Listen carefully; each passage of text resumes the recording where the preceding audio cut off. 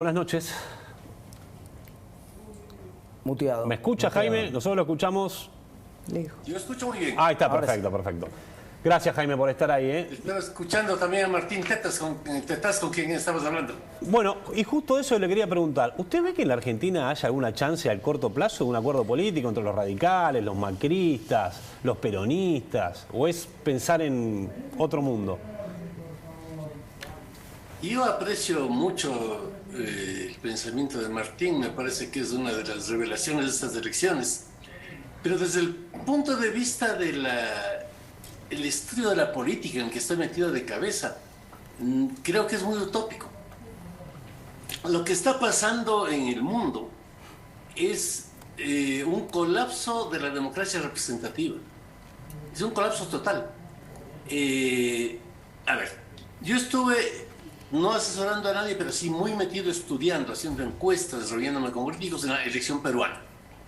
Hasta 3 semanas antes de las elecciones, nadie hablaba de Castillo. No aparecían las encuestas. Aunque hubiesen hecho un acuerdo todos los demás, el presidente fue Castillo. Eso es increíble. Un tapado. No, fíjate qué es lo que está pasando en todo el mundo. Estuve hace 2 semanas en Estados Unidos con mis cursos en Washington. En Virginia, los demócratas fueron barridos. La imagen de Biden está por el piso. El señor Trump está siendo aplaudido en cuanto estadio llega. Es el único presidente norteamericano que intentó dar un golpe de Estado a interrumpir la democracia norteamericana. Es verdad.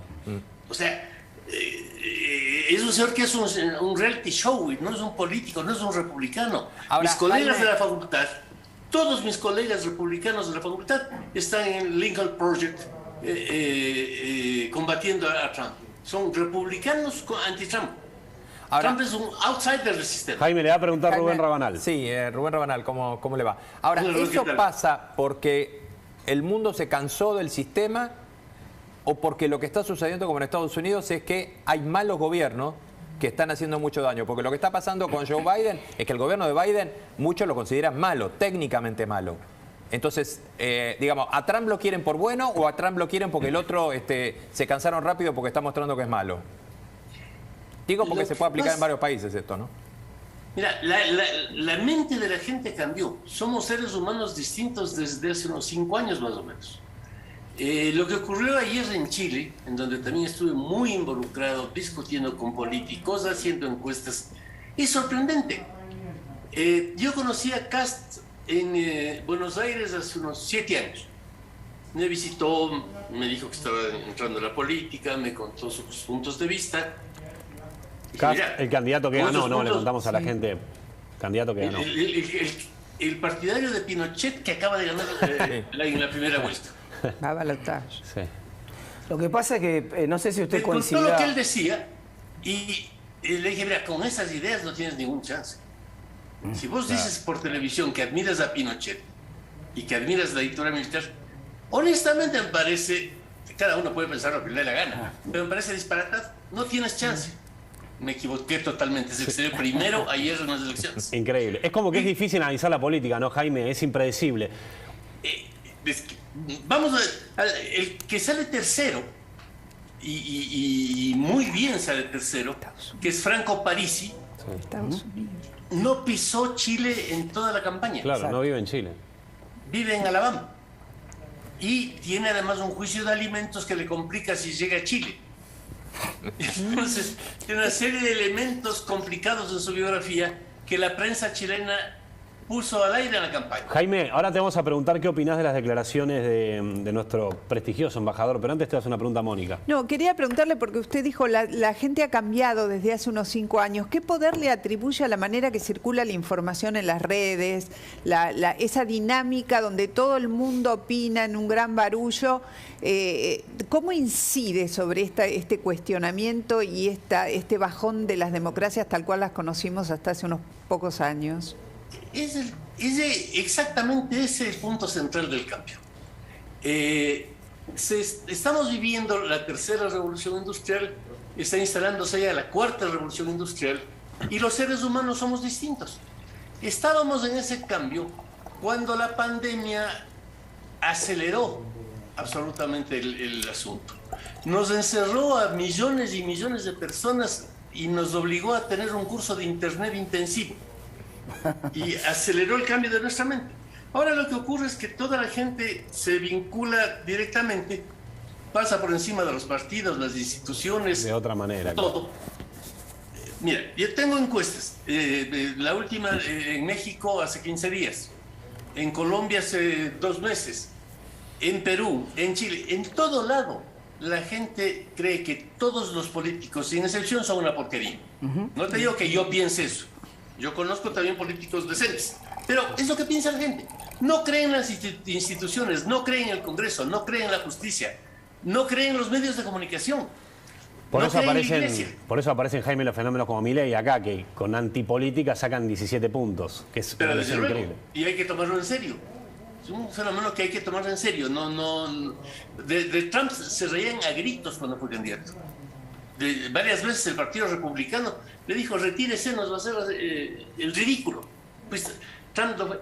Lo de Chile de ayer es espectacular. Lo de Pedro Castillo, impresionante. Las encuestas que hicimos en Colombia son impresionantes también. La caída de Iván Duque es descomunal. E incluso Petro, que es un candidato que todo el mundo dice que está muy bien, como imagen está muy mal, tiene 67 negativas. El único presidente en América Latina que tiene una imagen sólida es Andrés Manuel López Obrador. El único. AMLO. Déjeme preguntarle algo, Jaime. Hay como una idea instalada en muchos sectores de la política de que el peronismo está terminado. Ahora acaba de sacar 33%, todo unido. Otros que creen que nunca se va a terminar el peronismo, que va a cambiar de forma. Y usted sabe que en 2023 se cumplen 20 años del kirchnerismo. La pregunta concreta es si usted piensa que ya es un ciclo cumplido el kirchnerismo, si ve que el peronismo es un modelo de gobernar de hace 60 años que no tiene forma de tener representación hoy, o si no se sabe qué va a pasar. Es un modelo que está fuera de la realidad, obsoleto. Estas manifestaciones como la última que se hizo por la lealtad y eso, son las antiguas, ya no se hacen en ningún sitio del mundo. El acto Alberto la semana pasada. Sí. Estas manifestaciones con gente llevada en camiones, a las que le dan un discurso, les dan un sándwich, se hacían hasta hace unos 20 años en toda América Latina. Ahora no hay un solo país en que se haga. No hay ningún país. Entonces no puede ser que los argentinos seamos tan originales, que somos los únicos que tenemos ese tipo de política. La cosa es sobre los regalitos. En México fue el típico, los llamaban las despensas. Sí. Se dejó de hacer hace años, o sea, es algo muy rural. Cuando vos eres candidato en un pueblito de la montaña, haces despensas, entonces regalas bolsitas de harina. Claro. Pero es algo muy anticuado. O sea, es un modelo terminado, vetusto, ¿no?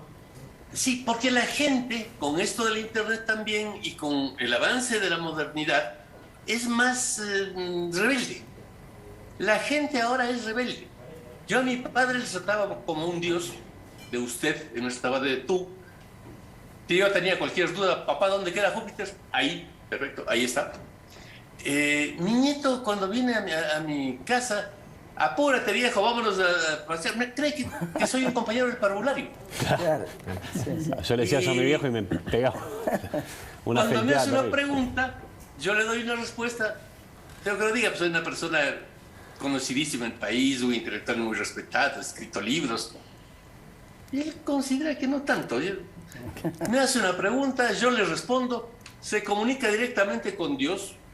En el Google. No, viejo, el Google dice que no es así. Google es Dios, Claro. está claro. Es el Dios moderno. Jaime, le hago la última de mi Pues parte. No la sé si van a querer verticalidad preguntarme. de esa se murió. En la familia, en la iglesia, en la escuela.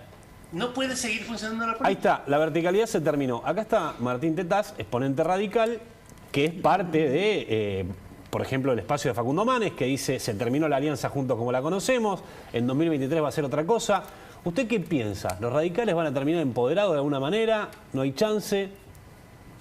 Tiene que terminar lo que ocurría antes por una simple razón. El crecimiento de la oposición en esta elección fue descomunal. O sea, pensar que iban a tener senadores en sitios como La Pampa, como Chubut, era impensable. Yo acompañé al nacimiento de esa oposición en el 2005 y era ese un partido estrictamente vecinal de la ciudad de Buenos Aires. Estrictamente vecinal, era un movimiento vecinal, eso era el PRO. Fue creciendo, se amplió, y esa vez para mí fue una gran alegría ver cómo llegaban senadores de las más diversas provincias y cómo en el Senado, que el Senado representa la Argentina federal por la representación de las provincias, ahora hay equilibrio total entre el gobierno y la oposición. Claro. Me parece maravilloso. Ahora, Pero eso significa que estas personas que fueron elegidas en donde sea, en Río Negro, en La Pampa, en Chubut, deben también participar de la conducción de la organización, de la postura. Hay que abrirse mucho para tener una nueva forma de funcionar, integrando a toda esa gente valiosa que hizo la campaña, porque todos hicieron la campaña. Jaime, le hacemos una ronda corta de preguntas ahora, acá del equipo. Jaime, yo entiendo todo este razonamiento sobre el resto de los gobiernos, pero ninguno de los gobiernos que usted mencionó, ninguno de los países que usted mencionó, tiene algo que tenemos nosotros, que se llama peronismo. Y eso ha mostrado una capacidad de mutación. El liberalismo más cercano al liberalismo más ortodoxo que conocimos en este país en democracia fue el peronismo. Y el distribucionismo más espantoso que hemos conocido en este país fue también el peronismo, de mano del peronismo. ¿No cree que esa capacidad de mutación todavía está viva? La revolución industrial, la tercera revolución, excede a esa capacidad. A ver, yo he estado siempre muy metido en estas cosas. Pensar en Francia de hace 30 años que podía existir una política sin el Partido Comunista era absurdo. O en Italia, el Partido Comunista era el Partido Comunista. Cuando yo era joven, todo el mundo hablaba del PC y no había que decir Partido Comunista, suficiente. PC era lo importante. Ahora, cuando yo digo PC, mi nieto me dice personal computer. Claro. Sí, o un jueguito de Bitcoin, te dice. Se acabó el Partido Comunista. ¿Dónde está el Partido Comunista? Solamente en Chile. Los chilenos son siempre ahí aparece un fenómeno que usted de alguna manera trajo cuando dijo tengan atención, presten atención al fenómeno Milei, que es el del outsider que viene de afuera, cuestiona la política, rompe todo y puede llegar incluso a la presidencia de la nación. ¿Cuánto es el tiempo hoy promedio que demanda un outsider en este contexto para hacerse conocido y quedarse con una presidencia? De acuerdo a lo que usted dijo. Si se hacen bien las cosas, con 6 meses puede bastar. Es un peligro tremendo para los sistemas tal cual los conocimos hasta hoy, ¿no? Este tipo no, de absolutamente. O sea, yo no creo que un tipo como Pedro Castillo dé continuidad institucional a la democracia peruana. No es así. Ahora, ya que usted menciona el caso de Milei, pudimos hacer una investigación y cuando preguntamos a quienes votaban por Milei hace un par de meses, si votaban por sus ideas o por qué votaban por sus ideas un 7% de aquellos que votaban por Milei. Los otros votaban porque es distinto, porque no se parece a los políticos. Sobre todo en la gente joven. Es un voto de rechazo a la política tradicional. No digo, a ver, cuando yo digo algo no es porque me gusta, sino que esos son los estudios. Lo tenés estudiado. Hay un rechazo de la gente a la institucionalidad. Jaime, la gente no quiere ser representada y eso es un problema muy grave. Te para la pregunta democracia Santi Bulat, Jaime. Te pregunto en ese sentido, ¿son efectos duraderos entonces? ¿Es algo Milei que llega para quedarse o es algo más bien corto de una comunidad, digamos, claro, más efímero? Milei puede ser efímero o no, pero los Milei de la vida son los que van a gobernar el mundo el resto del tiempo. O sea, no te digo, son todos, mira, no hay ninguna elección después de la pandemia en la que haya ganado un estadista serio que hable de ideas. Ninguno. En la campaña electoral de Lazo, en la segunda vuelta, estuvimos aquí y justamente él creía que ganaba así y le hicieron pelota en la primera vuelta. Para la segunda vuelta hubo una comunicación que era una comunicación propia de estos tiempos. Si no haces eso, pierdes. Sobre todo en las redes sociales, TikTok, yo veo mucho de Milei. Jaime, muchas gracias por charlar con nosotros. Le mandamos un abrazo enorme. Un gran gusto, un abrazo para todos ustedes y también para Martín, a quien no he visto hace rato. Le mandamos un beso, acá lo tenemos a Martín. Gracias, Jaime. Escúchame, Rubén, tenemos que cerrar con el tema pobreza que tenés vos. Mira estos números, porque parte de lo que está pasando en Argentina tiene que ver con esto que vamos a ver ahora. Fíjate esto, esto también es del informe de Colatina sobre pobreza. Desde el aumento de la pobreza de la clase media. Claro, fíjate lo que te están marcando y que tiene que ver con la desesperación que tiene el gobierno y con lo que no pueden controlar. un aumento de precios de 10% estaría indicando un traslado de aumento de la pobreza de 6%. Esto lo calculó Ecolatina. Pero fíjate además que si vos consiguieras algo que es muy difícil de hacer, es una suba de ingresos de 10 puntos arriba de la suba de precios, estarías disminuyendo la pobreza en un 6%.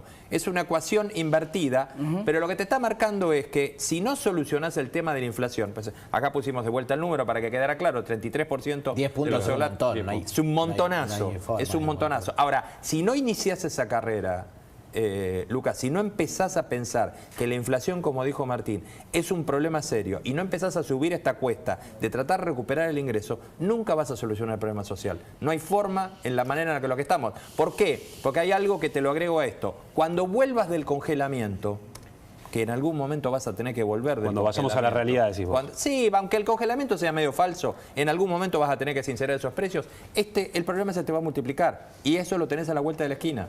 Es decir, se puede mentir, pero no se puede mentir tanto tiempo. No quiero decir parafrasear la frase completa, pero no se puede mentir tanto tiempo. Y este es el problema. El problema es que el gobierno no está queriendo ver la solución y en los números lo tenés. ¿Hay acuerdo con el fondo o no hay acuerdo?